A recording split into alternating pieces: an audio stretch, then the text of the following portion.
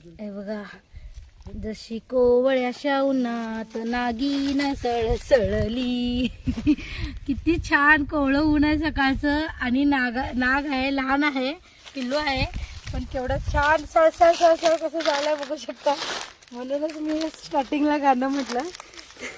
हे बघा, वाव, पारदर्शक किती फणा आहे त्याचा. आणि तितकाच रागीट सुद्धा आहे.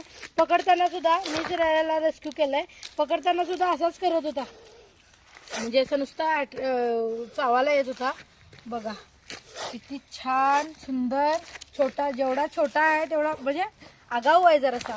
लहान असून सुद्धा एवढा आगाऊपणा करायला. किती सुंदर त्याच्यावरती डिझाईन आहे बघू शकता. आणि लहान साप जे असतात, छोटे नाग जे असतात, फार अट्रॅक्टिव्ह दिसतात. त्याच्यावरती जी डिझाईन असते ती फार खुलून दिसते जेवढे साप लहान असतात तेव्हा. आणि मोठे मोठे झाल्यानंतर जसं साप मोठा असतो तेव्हा मग ती फेंट फेंट होत जाते. जेवढा लहान असतो तेवढा ती डार्क आणि फार सुंदर त्याच्यावरती डिझाईन असते. निघून गेला.